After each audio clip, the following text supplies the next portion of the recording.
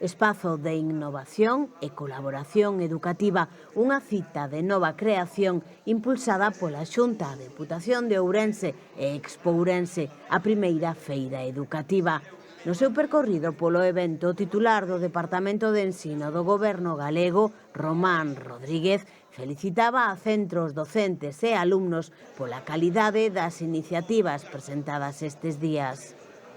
É un proxecto cunha dobre finalidade, poñer en valor o traballo que se fai nos centros, con proxectos de innovación, con proxectos de formación profesional, con proxectos orientados a facilitar a integración educativa e, por outra parte, pois, poñer tamén poñer en directo pois as ofertas educativas que existen e a orientación que existe nos nosos centros educativos.